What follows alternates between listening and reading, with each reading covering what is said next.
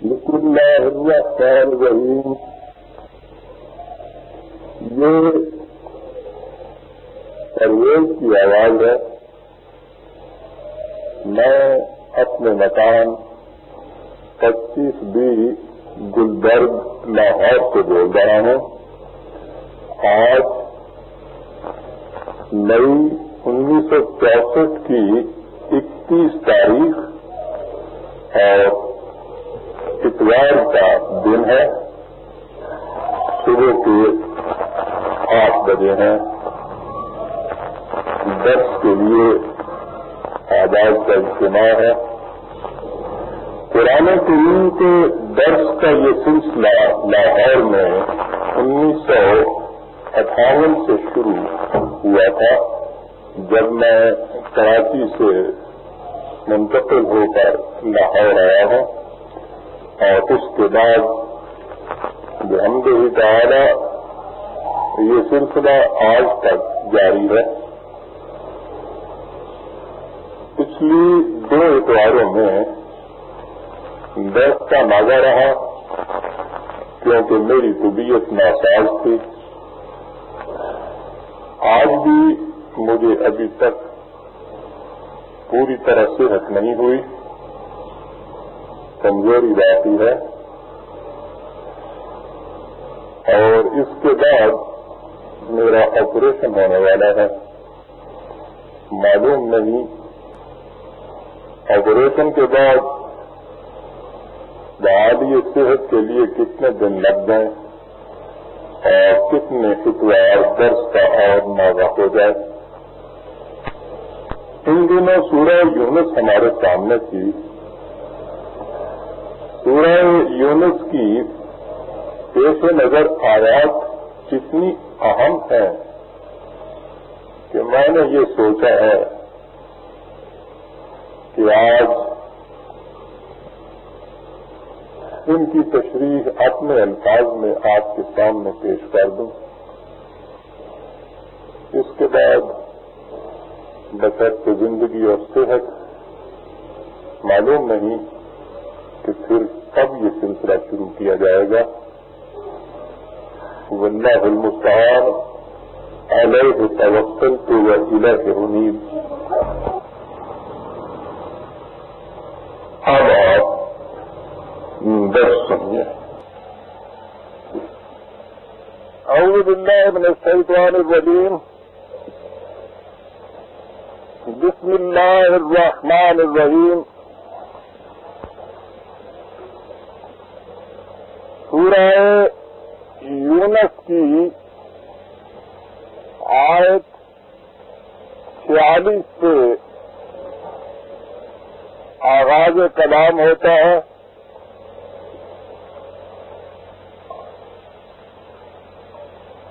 یہ آیت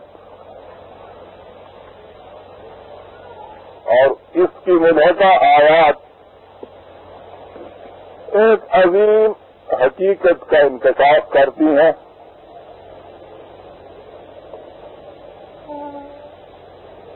سلسلہ کلام پیچھے سے یوں چلا آ رہا ہے. آپ کو یاد ہوگا کہ وہ جو کشمکش ہے وہ آہستہ آہستہ تیز سے تیز تر ہوتی چلی آ رہی ہے, شدت اختیار کیے چلی جا رہی ہے, حتیٰ کہ نوبت کھلے ہوئے ٹکراؤ کی آ پہنچی ہے. اس مقام پر یہ آیت ہمارے سامنے آتی ہے وَإِمَّا نُرِيَنَّكَ بَعْضَ الَّذِي نَعِدُهُمْ أَوْ نَتَوَفَّيَنَّكَ فَإِلَيْنَا مَرْجِعُهُمْ ثُمَّ اللَّهُ شَهِيدٌ عَلَىٰ مَا يَفْعَلُونَ.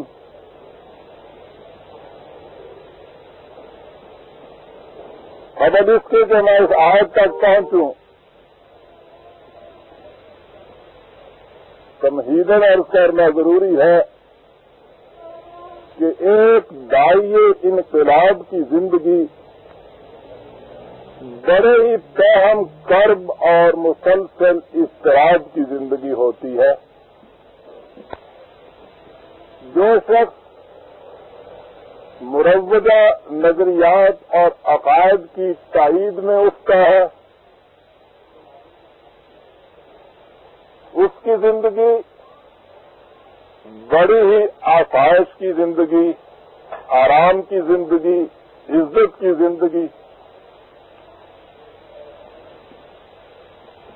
ہر طرح کی پاپولیرٹی کی زندگی ہوتی ہے۔ وہ پہلے ہی دن جب آواز بلند کرتا ہے تو لاکھوں کروڑوں انسان اس کے فالوور و متبع ہوتے ہیں۔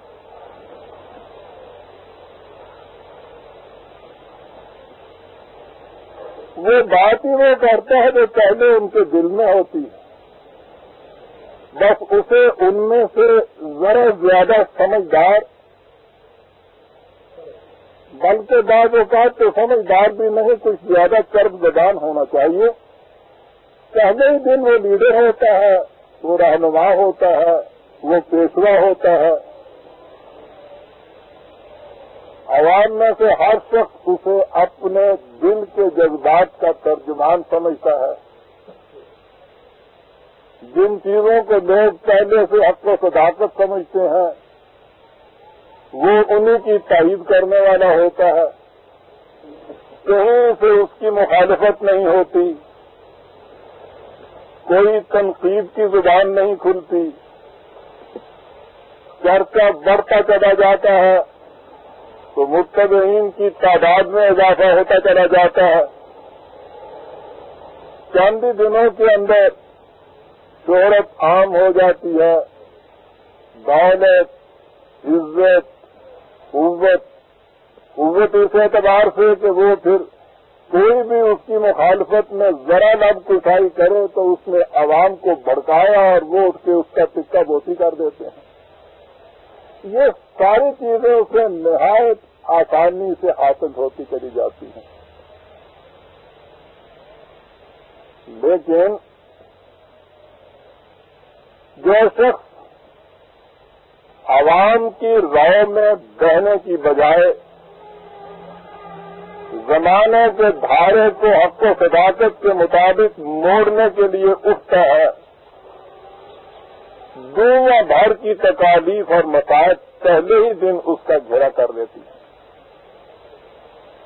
وہ جب اپنی آواز بلند کرتا ہے تو ایک شخص بھی اس کی تائید میں اسے نظر نہیں آتا۔ وہ اپنے آپ کو اس بھری دنیا میں تنہا پاتا ہے۔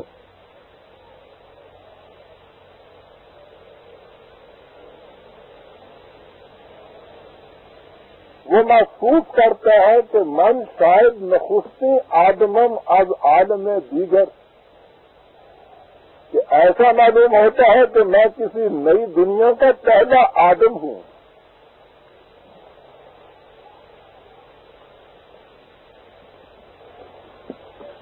پھر تنہائی ہی نہیں ہوتی، اگر وہ کہیں جنگل میں ہو تو تنہائی ہوتی ہے، کچھ ایسی کرب انگیز چیز نہیں ہے۔ وہ ہوتا ہے انسانوں کی دنیا میں، ساری دنیا اس کی مخالف ہوتی ہے، ہر طرف سے اس سے پتھر برسائے جاتے ہیں، گالیوں کی بوچھار ہوتی ہے، اپنے بیگانے سب دشمن ہو جاتے ہیں، گھر والے منہ موڑ لیتے ہیں، عزیز و اقارب، دوست اور احباب کچھ وقت کے لیے سمجھاتے ہیں، اور سمجھانے کے بعد جب اس سے یہ سنتے ہیں، اقبال ہی کے الفاظ میں وہ ان سے کہتا ہے کہ زمرغان چمن ما آشنایم بشاخ آشیاں تنہا سرایم، اگر نازک دلی از من چراغیر کہ خون انی تراود از ندایم۔ وہ ان سے کہتا ہے کہ اگر سینے میں بہت نازک سا دل رکھتے ہو، اگر یہ آپ گینا ہے کاٹ کا اور پتھر سہنے کی برداشت نہیں ہے تم نے، تو مجھ سے کنارہ کر لو، اس لیے کہ میری تو آواز میں سے خون کے قطرے تپتے ہیں۔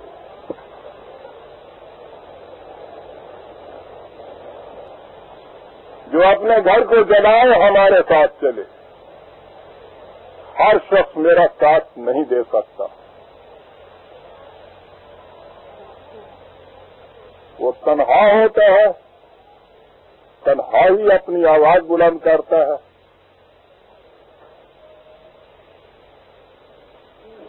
اس کی کیفیت یہ ہو جاتی ہے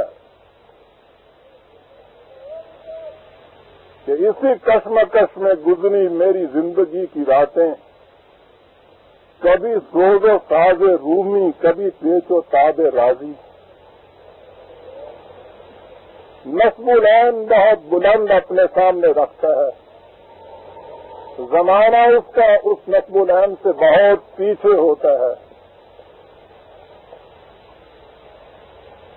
جو اس سے ہمدردی کرتے ہیں, کچھ بات بھی سمجھتے ہیں, تو وہ دامن کش ہوتے ہیں. مسئلے تو ان کے سامنے آتی ہیں, وہ سمجھانے کے لیے اسے آتے ہیں. وہ دیوانہ ان میں سے کسی کی نہیں سمجھتا. وہ اپنی قسمت سے تاہم میں تنہا آگے بڑھتا چلا جاتا ہے. لیکن راتوں کی تنہائیوں میں اپنے خدا سے وہ ضرور یہ چیز کہتا ہے کہ یاد کش در سینہ من آرزو انقلاب, یا دیگر گو کن نہاد ای زمان و ای زمین, یا چنا کن یا چنی. یا تو میرے سینے کے اندر یہ جو انقلاب کی آرزو برپا ہو رہی ہے, یا تو اسے ختم کر دے, اور اگر یہ نہیں ہے تو پھر یہ زمین بدل دے, یہ آسمان بدل دے, یہ اللہ یا وہ کر یا یہ کر.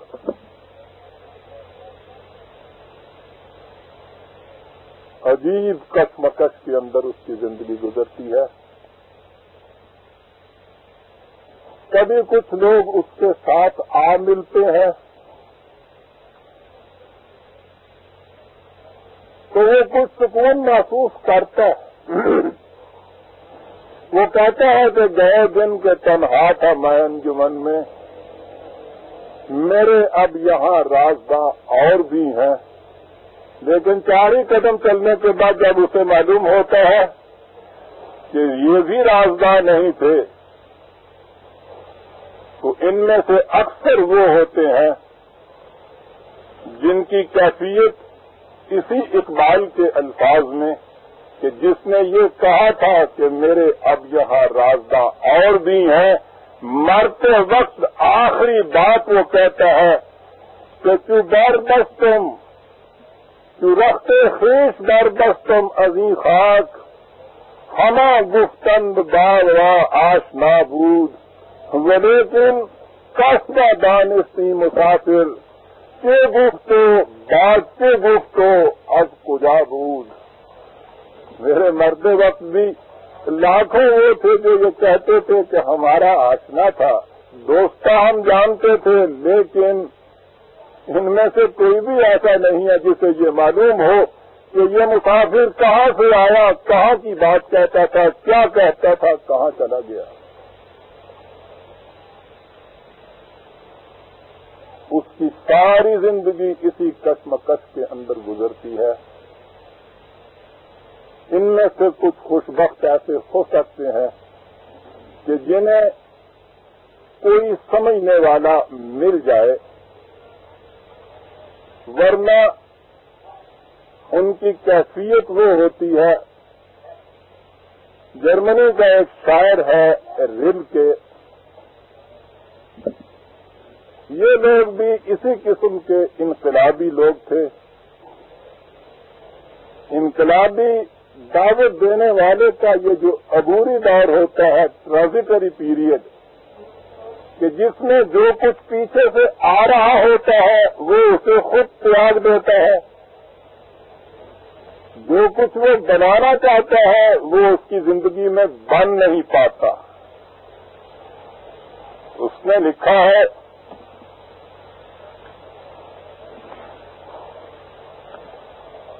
کہ each torrid turn of the world has such disinherited children to whom no longer what has been and not yet what is coming belongs. جب دنیا جمود اور تعطل کے بعد ایک نیا موڑ مڑنے لگتی ہے تو ایسے وقت میں وہاں کچھ ایسے محروم الارث یتیم آپ کو نظر آئیں گے جن کی کیفیت یہ ہوگی کہ وہ متاع کاسب جو پیچھے سے چلی آ رہی تھی اسے وہ خود تیاگ دیں گے اور وہ دنیا کی جس سے متشکل کرنے کے لیے وہ اپنے خون جگر تک کی قربانیاں دے رہے ہیں وہ زمین کائنات میں تو پہلو بدل رہی ہوتی ہے لیکن محفوظ شکل میں سامنے نہیں آئی ہوئی ہوتی. ان کی کیفیت یہ ہوتی ہے کہ وہ ماضی کے ترکے سے خود اپنے آپ کو معروم کر لیتے ہیں. مستقبل میں آنے والی گرائیں بے بہا وہ متاع بے بہا وہ ابھی متشکل ہو کے سامنے نہیں آتی اس لیے وہ محروم رہتے ہیں محروم چلے جاتے ہیں. ان کی کیفیت یہ ہوتی ہے لیکن اس کے باوجود اس دائی انقلاب کو اپنے نسب العین کی صداقت پر اگر یقین ہے وہ کبھی مایوس نہیں ہوتا. یہ ہے ایک فرق. نسب العین کی صداقت پر یقین اور جس راستے پہ چلا جا رہا ہے اس کے صحیح ہونے پر ایمان یہ وہ قوت ہے کہ ان تمام مزاحمتیں تکلیفوں نوازل اور مصائب کے باوجود اپنوں اور بیگانوں کی اس روش کے باوجود اسے مایوس نہیں ہونے دیتے. وہ آگے بڑھتا چلا جاتا ہے.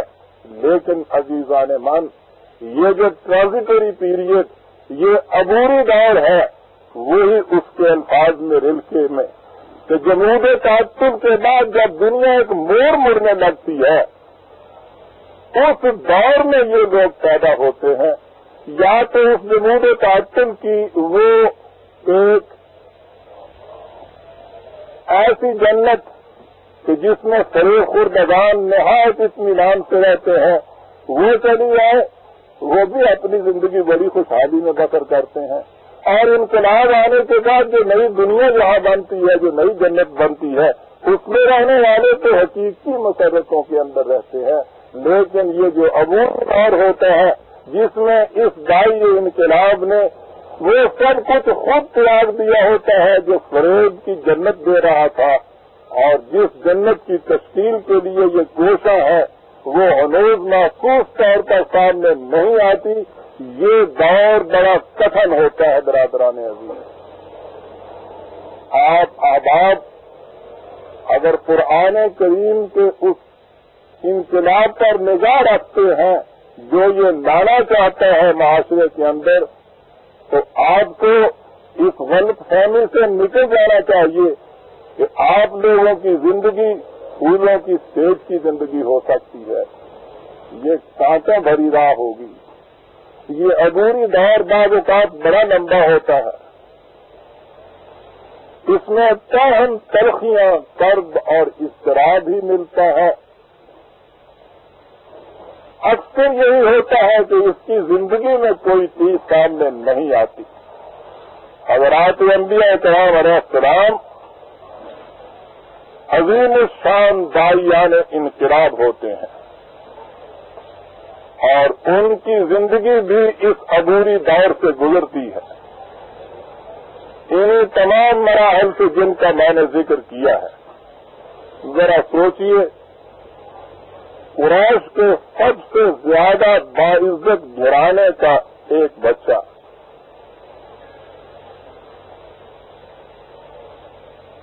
قریش اور اس میں بھی بنو ہاشم اور پھر عبد المطلب کا گھرانہ معزز ترین گھرانہ تھا سارے عرب کے اندر جن کی کیفیت یہ تھی کہ سردی اور گرمی میں ان کے قافلے چلتے تھے قرآن کے الفاظ میں کوئی ان کی طرف آنکھ اٹھا کے نہیں دیکھ سکتا تھا. ان حالات میں جبکہ عام لوگوں کی کیفیت کے حرم کے حدیم کے اندر بھی لوٹ مار سے دوسروں کو نہیں چھوڑتے تھے. قریش کی کیفیت یہ تھی کہ کوئی ان کے کافروں کی طرف نگاہ اٹھا کے نہیں دیکھتا تھا. اس قریش کے قبیلے کے ممتاز ترین گھرانے کا یہ بچہ ہے. ابتدائی زندگی ہی اس قسم کی ہے کہ علاوہ اس کے خاندان کی نسبت کیا ہے تو ذاتی کردار کی بنا پہ بھی الامین مشہور ہوتا ہے. بڑی عزت ہے. کاروبار کرتا ہے اس میں بڑی کامیابی ہوتی ہے. حسب منشا شادی کرتا ہے گھر جنت کا نمونہ بن جاتا ہے. نہایت عمدگی سے دنیا کے ہر معیار کے مطابق مسرتوں کے جھولنے والی زندگی بسر کرتا ہے کہ اس کے بعد انقلاب کی یہ آرزو اس کے دل میں اٹھتی ہے. نبی کی تو یہ کیفیت ہوتی ہے کہ اسے خدا کی طرف سے وہ مامور ہوتا ہے اس چیز پہ، لیکن آواز تو یہ انقلاب ہی کی لے کر اٹھتا ہے. 40 سال تک کی زندگی جس نے اس انداز کی گزاری ہے، اسی معاشرے کے اندر وہ یہ کہنے کے لیے اٹھتا ہے کہ جو کچھ تمہارے ہاں ہوتا چلا آ رہا ہے اسے حق اور صداقت کی کسوٹی پہ پرکھ کر کے دیکھو کہ وہ حق ہے بھی یا نہیں. تم جو کچھ کر رہے ہو یہ شرف انسانیت کی میزان میں کچھ وزن نہیں رکھتا. یہ تمہیں تباہیوں کے جہنم کی طرف لیے جا رہا ہے. تمہیں اپنے اس روش کو چھوڑنا ہوگا اور اس کی بجائے یہ ایک صحیح روش ہے جس کی طرف میں دعوت دیتا ہوں، اسے اختیار کرنا ہوگا. آواز دیتا ہے تو پہلے ہی دن جتنے اپنے نظر آتے ہیں وہ سارے بیگانے بن جاتے ہیں. بیوی ساتھ ایک دیتی ہے، ایک دوست ساتھ دیتا ہے، لیکن یہ سب وہ کہ جو اسے 40 سال سے جانتے ہیں اتنے واجب التکریم گرانے کا فرض ہونے کی حیثیت سے اس کی عزت کر رہے ہیں، الامین ہونے کی وجہ سے اس کی تعظیم کر رہے ہیں. وہ معاشرے کے اندر بڑا ہی ممتاز فرد گنا جاتا ہے، لیکن ایک دن جب وہ یہ آواز بلند کرتا ہے یہ سب کے سب نہ صرف یہ کے ساتھ چھوڑ جاتے ہیں، انسانیت دشمنی پر اتر آتے ہیں اور پھر وہ دشمنی کا تشدد اس انتہا تک پہنچ جاتا ہے کہ اسے اپنا گھر بار چھوڑنا پڑ جاتا ہے. دور غریب الدیار دوسرے اس زمانے میں یوں کہیے دوسرے وطن میں جا کر دوسرے ملک میں جا کر وہ یہ دور تو تھا نہیں کہ 300 میل کی منزل چند منٹوں میں وہ طے ہو جائے. وہاں جا کے سر چھپانے کو جگہ ملتی ہے اور یہ دشمن وہاں بھی پیچھا کرتے ہیں اور چھوڑتے نہیں. یہاں بھی مسلسل ایک اضطراب کی اور کاہم کشمکش کی زندگی شروع ہوتی. کم و بیش 84 لڑائیاں ہیں جو لڑنی پڑ رہی ہیں 10 8 9 سال کے عرصے کے اندر. مٹھی بھر جماعت اپنے ساتھ ہے، تنہا بے یار و مددگار، دولت نہیں، شوکت نہیں، جتھا نہیں، لیکن نصب العین کی صداقت ہے کہ وہ برابر آگے لیے جا رہی ہے. کیفیت یہ ہے یہ سب کچھ جو کر رہا ہے وہ قرآن کے الفاظ میں کہ وہ تو اپنی جان بھلا لے گا اس کے لیے کہ یہ لوگ تباہیوں سے کیوں نہیں بچتے. اس کے ہمدرد اور مشفق ہونے کی یہ کیفیت کہ جان بھلا لیتا ہے ان کی خیر خواہی کے لیے، اور جن کے لیے یہ کچھ کرتا ہے وہ جان کے لیوا ہے اس کے. اور پھر یہ سب کچھ کرنے کے ساتھ کہتا یہ ہے کہ لا اسالکم علیہ اجرا ان اجریہ الا علی الذی فطرنی، میں تم سے کوئی اجر نہیں مانگتا، میرا اجر اس خدا کے اوپر ہے کہ جس نے مجھے پیدا کیا ہے، بلا کسی قسم کے معاوضہ اور اجر اور لالچ کے وہ یہ سب کچھ کرتا ہے ان کے لیے، لیکن وہ کوئی دقیقہ گزاشت نہیں چھوڑتے اس کو تنگ کرنے کے لیے، اس کو تکلیفیں پہنچانے کے لیے، اس کی جان تک لینے کے لیے وہ مسلسل سے یہ کاوش میں چلا جاتا ہے۔ جیسا میں نے ابھی عرض کیا، کسی قسم کا کوئی معاوضہ نہیں چاہتا، انتہا ہو جاتی ہے تو ایک آرزو دل میں بیدار ہوتی ہے برادران عزیز، اور یہ ہر بائی انقلاب کے دل میں بیدار ہوگی کہ یا اللہ،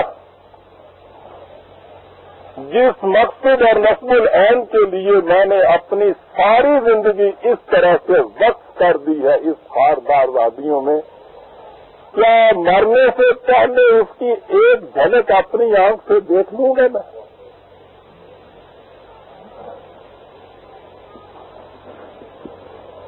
کتنی پیاری ہے یہ آرزو، ہر دل میں بیدار ہونی چاہیے۔ اس کے دل میں بھی یہ بیدار ہوتی ہے، لیکن قانون جذبات کی رعایت نہیں کرتا،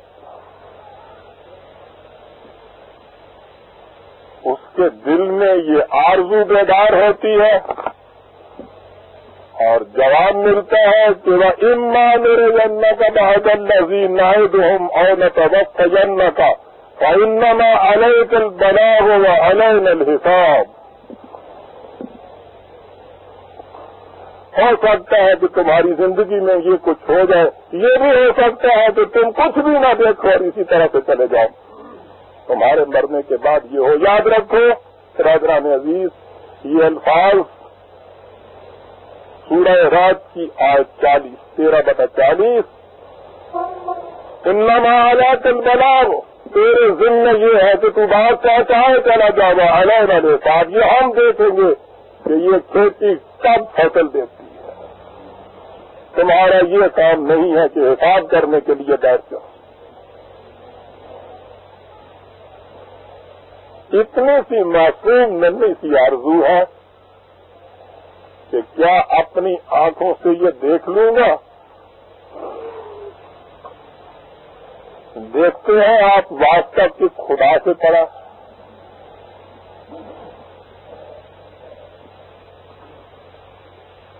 کیا مشکل تھا، تھوڑی سی رعایت کی جا سکتی تھی،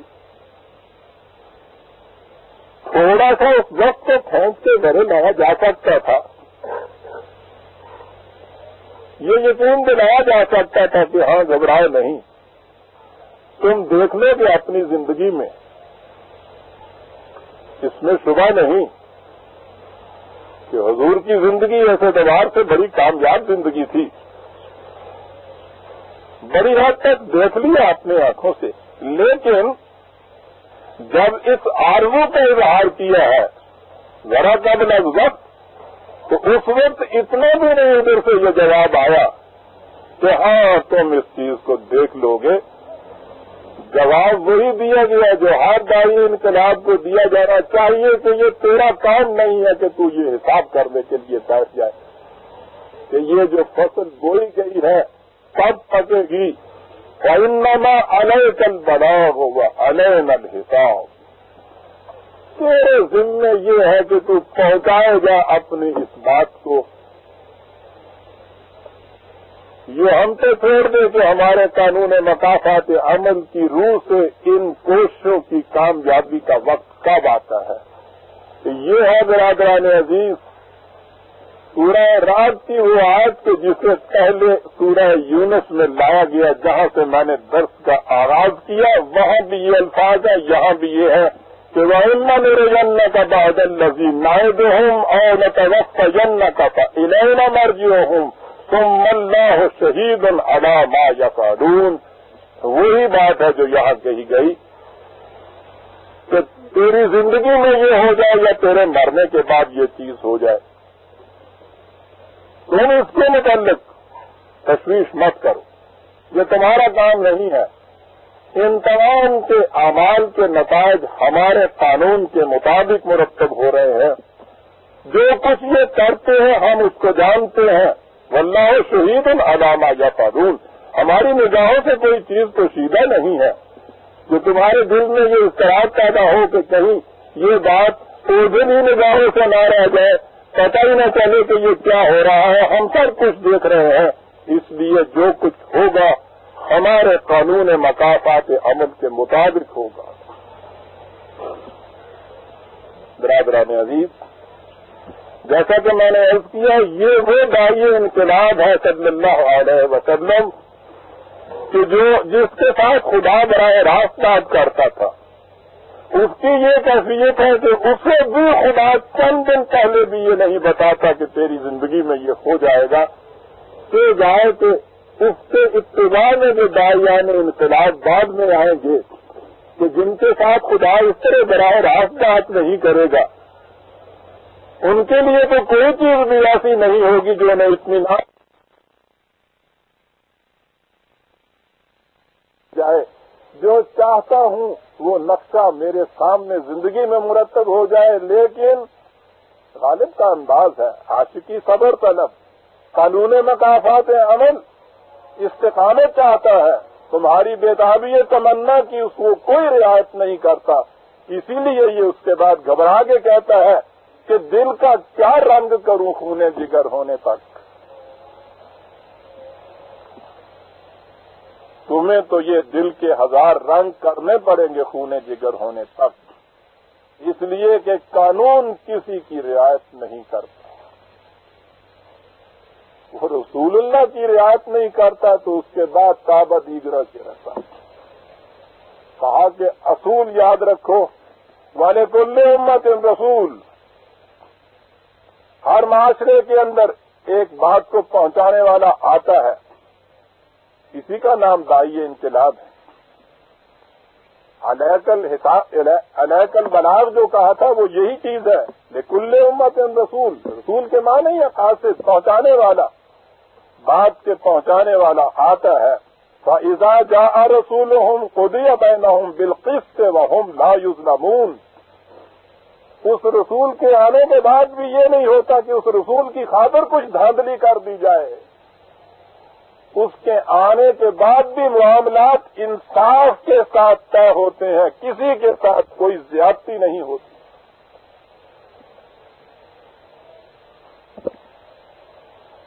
کہا کہ وَيَقُولُونَ مَتَىٰ هَٰذَا الْوَعْدُ إِن كُنتُمْ صَادِقِينَ، تیرے ہی دل میں یہ آرزو بیدار نہیں ہوئی، ہم جانتے ہیں کہ تجھ سے یہ بار بار آ کے پوچھتے ہیں، یہ مخالفین کو چوکے دیتے ہیں تجھے آ کے کہ یہ جو تو کہہ رہا ہے کہ ہماری تباہی ہوگی، غلط روش پنپ نہیں سکتی، ظالم خاسر و ناکام رہے گا یقیناً، یہ کب ہوگا، وہ تباہی کب آئے گی؟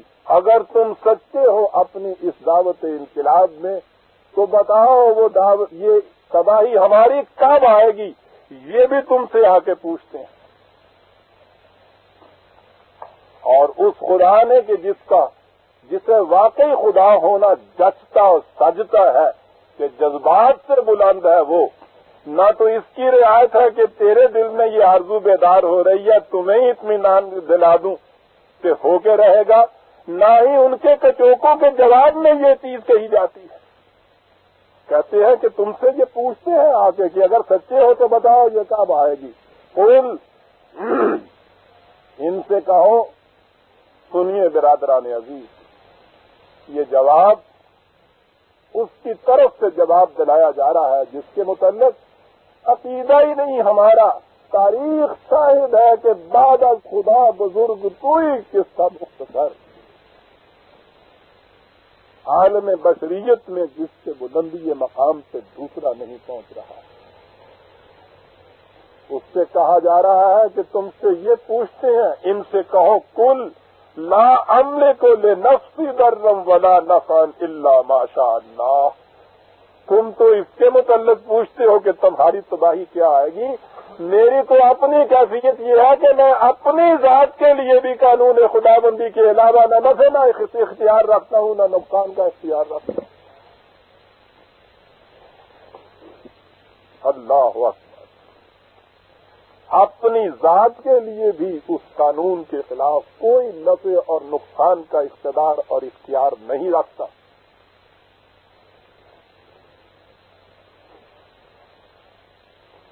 یہاں ہم پتھروں سے اور اینٹوں سے جا کے یہ کہتے ہیں کہ ہمارا یہ بگڑا ہوا کام بنا دیجیے اور ہمارے مخالفین کو یہ کچھ کر دیجیے، اور پھر اس یقین کے ساتھ تاگے باندھ کے آتے ہیں کہ حضرت صاحب یقیناً یہ کچھ کر کے دیں گے. یہ وہ ذات گرامی یہ کہہ رہی ہے، اور اس نازک وقت میں کہ وہ آ کے پوچھ رہے ہیں کہ یہ کب ہوگا، کہ ان سے کہہ دو کہ میں تمہارے لیے تو ایک طرف اپنی ذات کے لیے بھی کسی نفع اور نقصان کی قدرت نہیں رکھتا. یہ جو ہے الا ما شاء اللہ، لفظی طور پہ لیا جائے تو اس کے معنی یہی ہے کہ وجود اس کے جو قانون خداوندی کے مطابق ہوگا. عربی محاورہ بھی ایک ہے کہ جہاں یہ چیز مشیت خداوندی کی طرف وہ نسبت کرتے تھے اس کے معنی یہ ہوتے تھے کہ یقیناً ایسا ہوگا. بات ہے بھی یہی. تو اس کے معنی یہ بھی ہے کہ یہ یقینی اور حتمی بات ہے جو میں کہہ رہا ہوں کہ میں اپنی ذات کے لیے بھی خود کسی نفع اور نقصان کا اختیار نہیں رکھتا. اور الا ماشاء اللہ تو پھر ٹھیک ہے، نفع اور نقصان یہ سب قانون خداوندی کے مطابق ہوگا. ایک بات یاد رکھو جو تم بار بار مجھ سے آ کے پوچھتے ہو، اور وہ یہ کہ لکل امت اجل، ہر قوم کے لیے زندگی کی ایک میعاد ہوتی ہے، پہلے سے لکھی ہوئی نہیں کہیں ہوتی. اسے اچھی طرح سے سمجھ لیجیے. میعاد کے معنی ہوتے ہیں عمل اور اس کے نتیجے کے ظاہر ہونے کا درمیانی وقفہ. جس قسم کے اس قوم کے اعمال ہوں گے اسی کے مطابق یہ وقفہ درمیانی متعین ہوگا قانون خداوندی کے مطابق. سیدھی سی بات ہے، کیلے کی کاشت کرو گے اگلے ہی سال پھل دے گا. کھجور بو گے 40 سال تک انتظار کرنا پڑے گا. سلو پوائزننگ ہوگی 5-7 برس کے بعد انتقال ہوگا. رات کو سنکھیا پھانک لو گے 2 گھنٹے کے اندر اندر نتیجہ سامنے آ جائے گا. یہ اجل کہلاتی ہے. کسی عمل اور اس کے نتیجے کے محفوظ طور پر سامنے آنے کا جو وقت ہے وہ اس کی اجل ہے. کہتا ہے کہ ہر کام کے اعمال کے مطابق یہ ماپا جائے گا کہ اس کی زندگی کتنی ہوگی. یہ جو میں نے کہا ہے کہ یہ چیز قانون کے مطابق ہے، کہیں لکھی ہوئی پہلے سے نہیں ہے. قرآن کریم نے خود دوسرے مقام پہ یہ کہا، یہاں کہا لکل امت اجل، ہر قوم کے لیے ایک میعاد ہے اس کی زندگی اور موت کی. اور دوسری جگہ کہا لکل اجل کتاب، ہر میعاد کے لیے ایک قانون ہے. 13/38 لکل اجل کتاب. ضمناً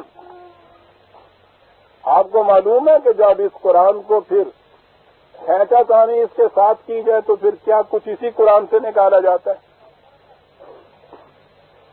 ایک تو ہمارے ہاں کی یہ نبوت ہے نا، رسول بلا کتاب، وہی جو میں مثال دیا کرتا ہوں چٹھی رسان بغیر چٹھی رسان کے.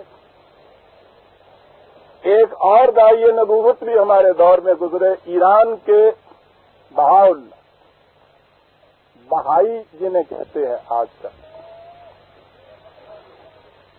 وہ ان سے زیادہ کھلے ہوئے ہیں. انہوں نے تو یہ کہا ہے نا کہ کتاب قرآن کریم ہی کرے گی اور اس کے درمیان ایک نبی آئے گا، کتاب نہیں ہوگی۔ وہ یہ کہتے ہیں کہ نہیں، یہ قرآن کریم ہی ایک خاص مدت کے لیے تھا، وہ مدت اس کی ختم ہو گئی۔ اب جس طرح 31 دسمبر کے بعد ٹائم ٹیبل بدل جایا کرتا ہے یا جنتری یا کیلنڈر بدل جایا کرتا ہے، اسی طرح سے اس مدت کے بعد قرآن منسوخ ہو گیا، اس کی جگہ دوسری کتاب آ جائے گی۔ میں ان کی بات کر رہا ہوں، ان سے کہیے کہ صاحب اس کے لیے دلیل کیا ہے؟ تو وہ یہ کہتے ہیں کہ صاحب نے کل اجل کتاب چل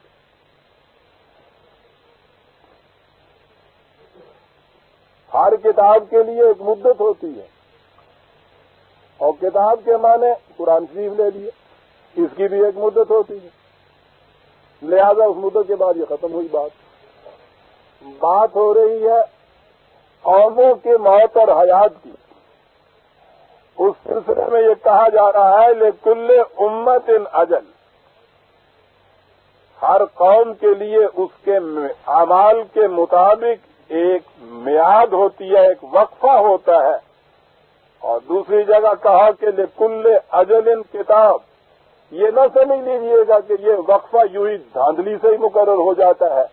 ہر میعاد کے لیے ہمارا ایک قانون ہے، اور یہ تو ہم روز جانتے ہیں کہ ہر عمل کے نتیجے کے ظہور کا جو مدت ہوتی ہے درمیان کی، وہ ویری کرتی ہے، مختلف ہوتی ہے۔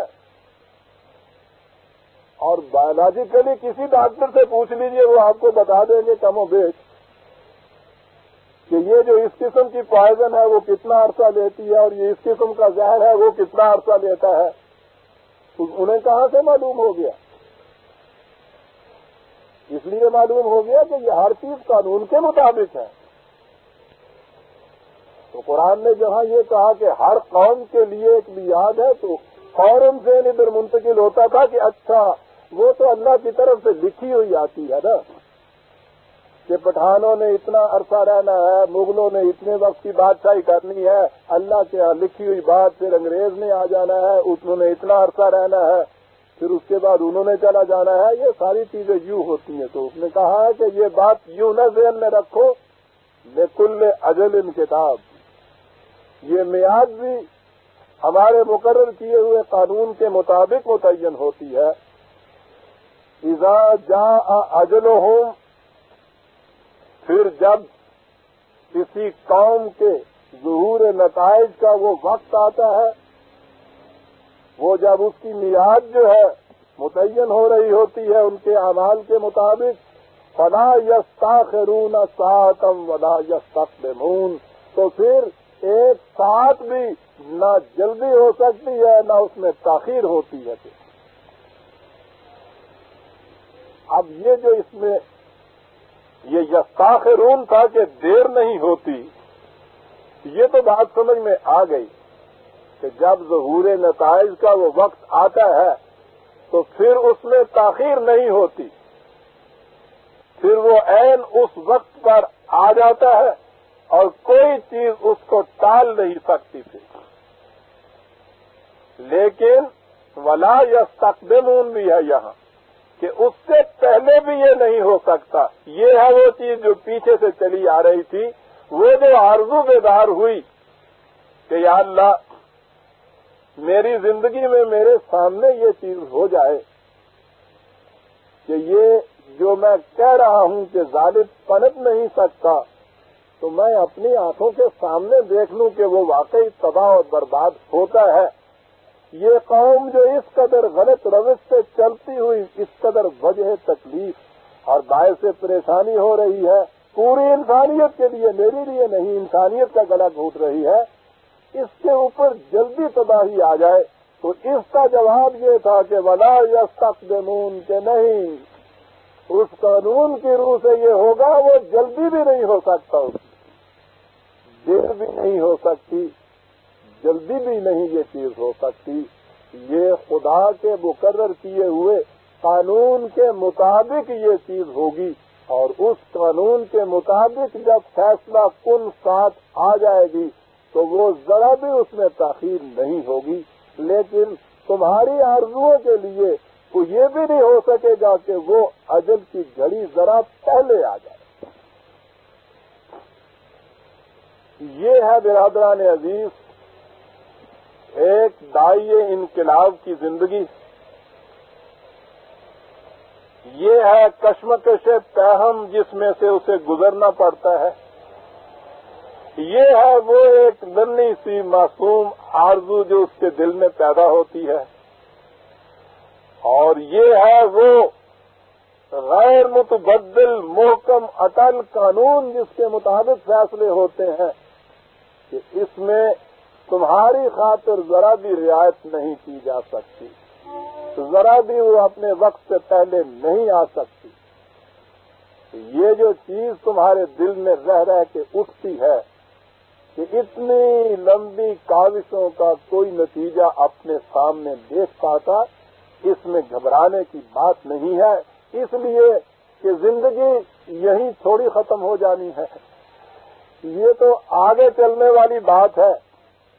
تمہیں گھبرانے کی کون سی بات ہے؟ تمہارے لیے تشویش کی کوئی صورت نہیں ہے۔ یہاں کی اس طبی زندگی میں اس طبی آنکھ سے تم اس کو دیکھ لو، مرنے کی بعد کی زندگی کے اندر یہ سارا نقشہ تمہارے سامنے ہوگا۔ اس لیے یقین تم یہ رکھو، اور وہ یقین یہ ہے، ایک کتاب آئی تھی کچھ عرصے پہلے، بڑا اچھا ٹائٹل تھا اس کا کہ no voice is ever lost. یقین رکھو کہ حق اور صداقت کی کوئی آواز بھی جو تم نکالو گے، ہو سکتا ہے کہ اس وقت وہ صدا بصحرا تمہیں نظر آئے، لیکن وہ کبھی ضائع نہیں جاتی۔ اور یہی وہ چیز ہے جو قرآن نے کہی، لا نضیع اجر المحسنین۔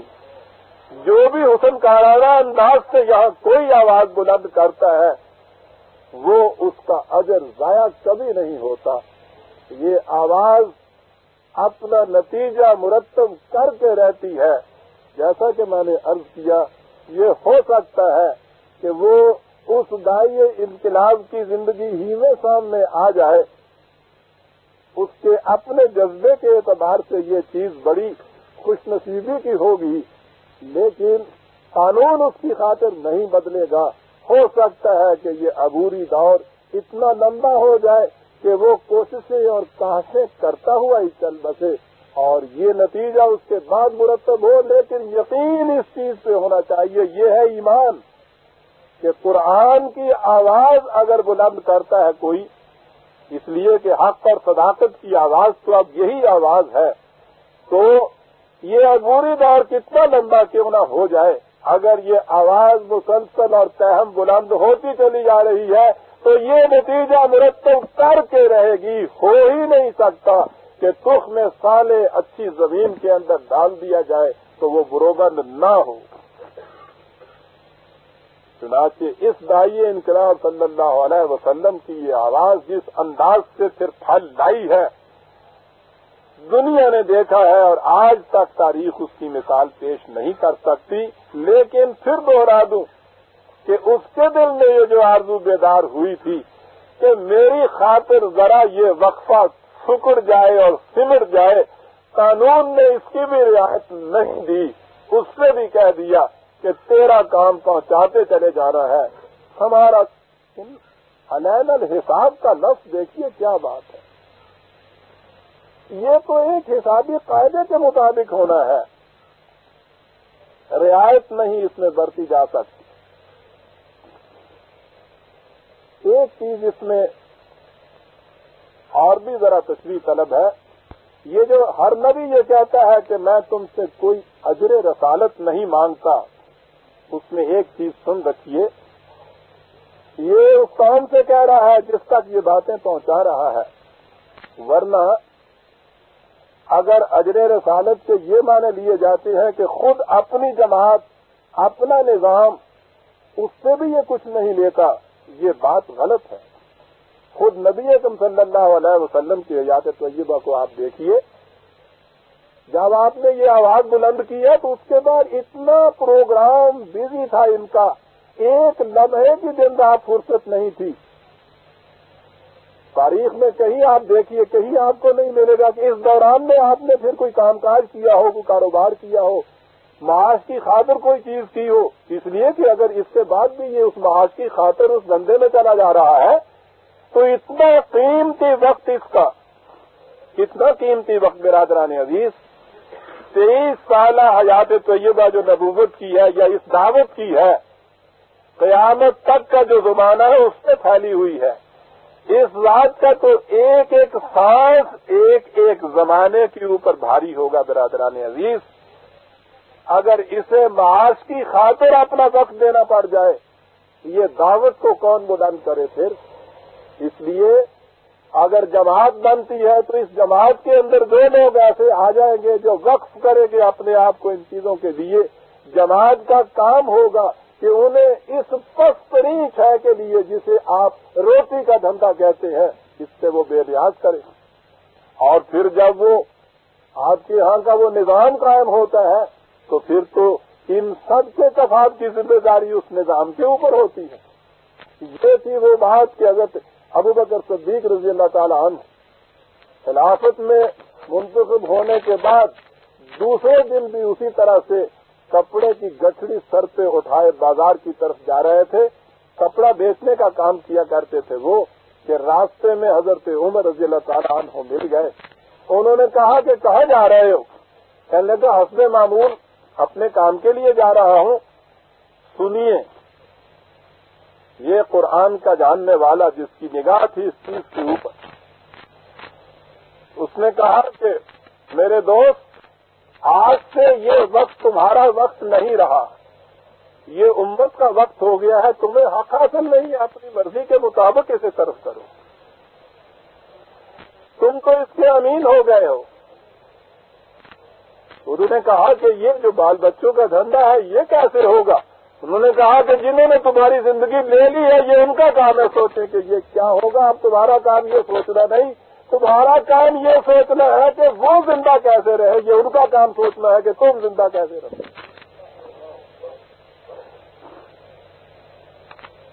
برادران عزیز، پورے نظام کا نچوڑ آ جاتا ہے اس کے اندر. کیا تھی اس دائی انقلاب کی تربیت؟ نگاہوں کے زاویے بدل کے رکھ دیے اس نے. وہیں سے واپس آ گئے.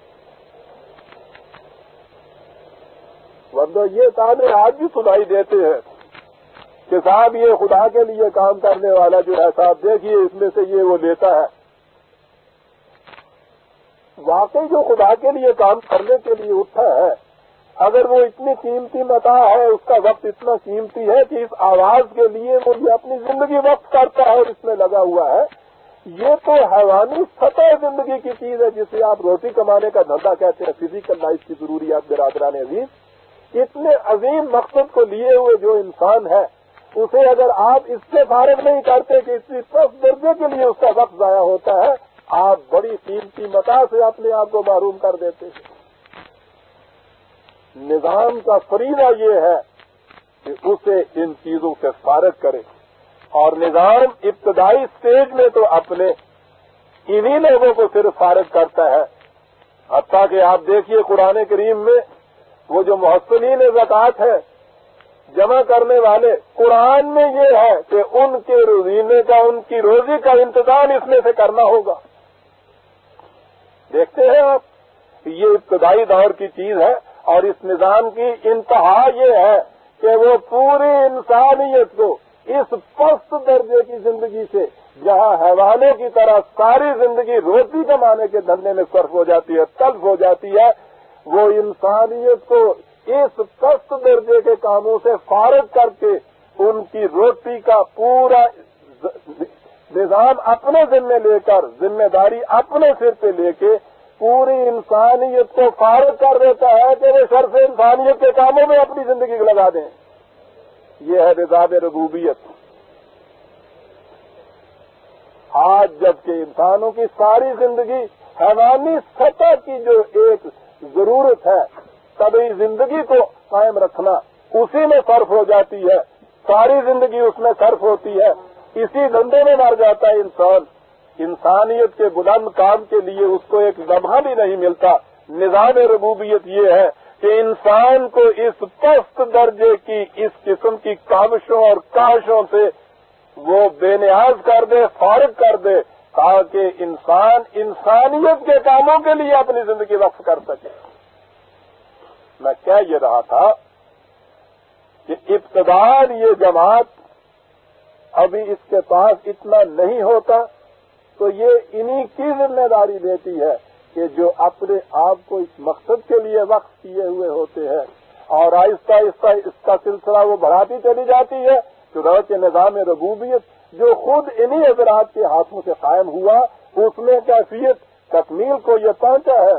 حضرت عمر رضی اللہ تعالیٰ عنہ کے زمانے میں اس دور میں ملت کے ہر فرد کی بنیادی ضروریات زندگی کا ذمہ اس نظام نے لے لیا تھا۔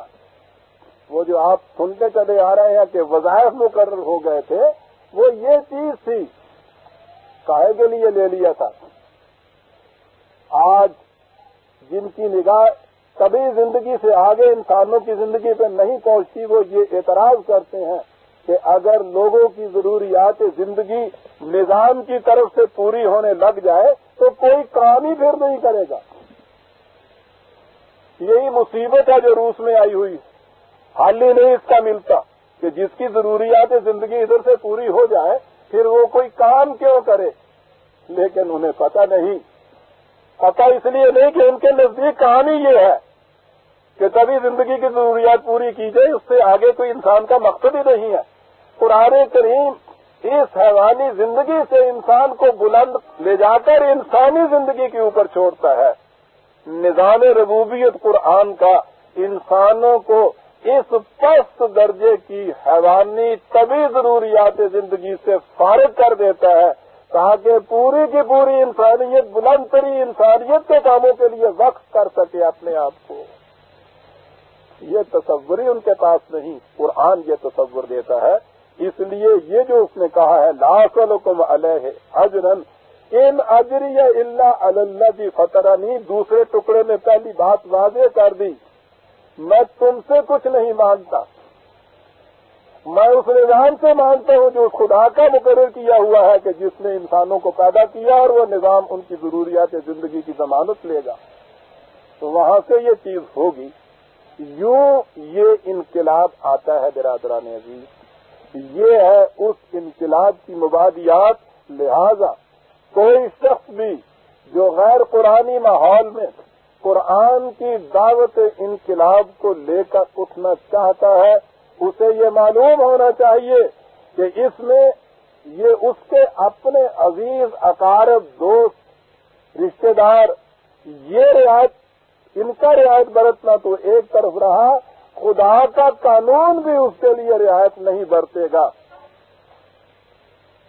یہ چیز دل میں سمجھ کے اس کو اٹھنا چاہیے اور پھر یہ جاننا چاہیے کہ عبوری دور بڑا لمبا ہوتا ہے، اس میں ہو سکتا ہے کہ تنہا اٹھے، تنہا ساری عمر یہ مراحل طے کرے اور آخر میں جاتے وقت بھی وہ یہ چیز کہہ جائے کہ ولیکن کف نہ دانستی مسافر کے گفتو باغ کے گفتو از کجا بود، کہ یہ جانے والا کہاں سے آیا کیا کہہ گیا، شاید کوئی بھی یہ بات نہ جانے، لیکن اسے مایوس نہیں ہونا چاہیے کہ no voice is ever last.